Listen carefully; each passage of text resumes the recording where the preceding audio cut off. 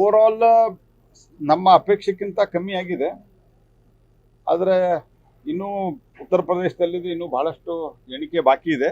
ಅದೆಲ್ಲ ವಿವರಗಳು ಬಂದ ನಂತರವೇ ನಾನು ಮಾತನಾಡೋದು ಒಳ್ಳೆಯದು ಅಂತ ನನಗನ್ನಿಸುತ್ತೆ. ನೀವು ಮುಂಚೆಗೆ ಹೇಳಿದಷ್ಟು ಲೀಡ್ ಎದರ ಮೇಲೆ ಪ್ರಭಾವ ಬೀರ್ತದೆ ಗ್ಯಾರಂಟಿ ಎಲ್ಲಿ ಲೀಡ್ ಅಲ್ಲಲ್ಲ, ಯಾವುದೇನಾಗಿದೆ ಅಂತ ಅನ್ನೋದನ್ನ ಸಮಗ್ರವಾಗಿ ಅಧ್ಯಯನ ಮಾಡಬೇಕು. ಲೀಡು ಒಟ್ಟಾರೆ ನಮ್ಮ ಕರ್ನಾಟಕದಲ್ಲಿ ನಾವು ಇಲ್ಲಿವರೆಗೆ 18-19 ಸ್ಥಾನಗಳಲ್ಲಿ ಹಿಂದೆ ಮುಂದೆ ಆಗ್ತಾ ಇದ್ವಿ.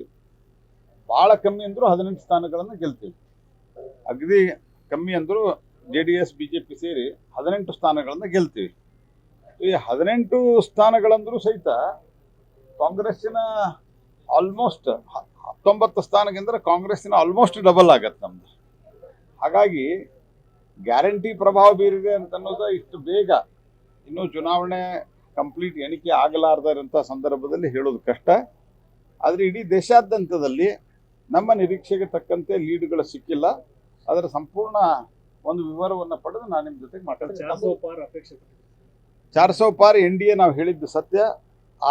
ಆ ಫಿಗರ್ ನಮ್ದು ಹೋಗ್ತಾ ಇಲ್ಲ.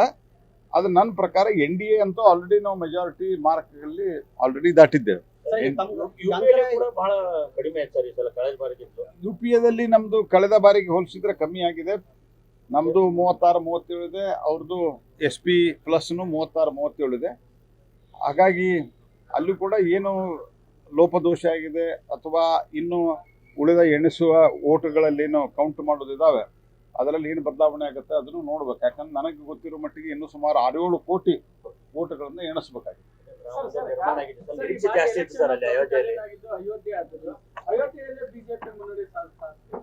ಅಲ್ಲ, ಅಯೋಧ್ಯೆಯಲ್ಲಿ ಆಸ್ ಇಟ್ ಇಸ್ ಮುನ್ನಡೆ ಇದೆ ಬಿಜೆಪಿದು. ಆಸ್ ಆಫ್ ನೌ ಅಯೋಧ್ಯ ಕ್ಷೇತ್ರದಲ್ಲಿ ಬಿಜೆಪಿ ಮುನ್ನಡೆ ಇದೆ. ಓವರಾಲ್ ಉತ್ತರ ಪ್ರದೇಶದಲ್ಲಿ ಕಮ್ಮಿ ಆಗಿರೋದು ಇದೊಂದು ಆತಂಕದ ಸಂಗತಿ. ಆದರೆ ಅದರ ಬಗ್ಗೆ ಪೂರ್ತಿಯಾಗಿ ರಿಸಲ್ಟ್ ಬಂದ ನಂತರ ಒಂದು ಮಾಹಿತಿಯನ್ನು ಪಡ್ಕೊಂಡು ನಾನು ನಿಮ್ಮ ಜೊತೆ ಮಾತಾಡ್ತೀನಿ. ಪಶ್ಚಿಮ ಬಂಗಾಳದಲ್ಲಿ ಕೂಡ ತಮ್ಮ ಕಳೆದ ಬಾರಿಗೆ ಕಡಿಮೆ ಇದೆ. ಪಶ್ಚಿಮ ಬಂಗಾಳದಲ್ಲಿ ಸ್ಥಳೀಯ ಏನೋ ಸರ್ಕಾರ ಇದೆ, ರಾಜ್ಯ ಸರ್ಕಾರ. ಯಾವ ರೀತಿ ಇಡೀ ದೇಶದಲ್ಲಿ ಎಲ್ಲಿಯೂ ಹಿಂಸಾಚಾರ ಆಗಿಲ್ಲ, ನೀವು ಗಮನಿಸಿದ್ದೀರಿ. ಆದರೆ ಪಶ್ಚಿಮ ಬಂಗಾಳದಲ್ಲಿ ಮಾತ್ರ ದೊಡ್ಡ ಪ್ರಮಾಣದಲ್ಲಿ ಹಿಂಸೆ, ದೊಂಬಿ ಗಲಭೆ ಎಲ್ಲ ಆಗಿ ಸುಮಾರು 31,000 ಗ್ರಾಮ ಪಂಚಾಯಿತಿಯಲ್ಲಿ ಅವಿರೋಧ ಅಂದರೆ ಬೇರೆದವರು ನಾಮಿನೇಷನ್ ಕೊಡಲಿಕ್ಕೆ ಅವಕಾಶ ಕೊಡಲಾರದಂಥ ಒಂದು ರಾಜ್ಯದಲ್ಲಿ ನಾವು 10 ಸ್ಥಾನ ಗೆದ್ದೀವಿ. ಜಾಸ್ತಿ ಗೆಲ್ಲುವಂಥ ಅಪೇಕ್ಷೆ ಇತ್ತು, ಆದರೆ ಕಳೆದ ಬಾರಿಗಿಂತ ಕಮ್ಮಿ ಆಗಿದೆ. ನಾವು ಹೋರಾಟವನ್ನು ಅಲ್ಲಿ ಮುಂದುವರಿಸ್ತೀವಿ. ಆದರೆ ಅಲ್ಲಿ ಸಂಪೂರ್ಣವಾಗಿ ಪ್ರಜಾಪ್ರಭುತ್ವ ನೆಲ ಕಚ್ಚಿದೆ, ಇದು ಮಾತ್ರ ಎಲ್ಲರೂ ಗಮನಿಸಿದ್ದಾರೆ. ಉತ್ತರ ಪ್ರದೇಶದ ಬಗ್ಗೆ ನಾವು ಗಂಭೀರವಾದಂಥ ಅಧ್ಯಯನ ಮಾಡ್ತೀವಿ ಮತ್ತು ಉಳಿದ ವೋಟಿಂಗ್ ಕೌಂಟ್ ಆದ ನಂತರ, ಓಟುಗಳ ಕೌಂಟ್ ಆದ ನಂತರ ವಿವರವಾದ ಪ್ರತಿಕ್ರಿಯೆ. ಅಲ್ಲ, ಸಿಕ್ಕಿಂದಲ್ಲಿ ಬಂದಿದೆ, ಆಂಧ್ರದಲ್ಲಿ ಬಂದಿದೆ ಮತ್ತು ಓವರಾಲ್ NDA ಪರ್ಫಾರ್ಮೆನ್ಸ್ ನಾವೇನು 300 ಸೀಟ್ಗಳನ್ನು ದಾಟ್ತೀವಿ. ಹೆಚ್ಚು ಕಡಿಮೆ 300 ಸೀಟ್ಗಳನ್ನು ನಾವು ದಾಟ್ತೀವಿ.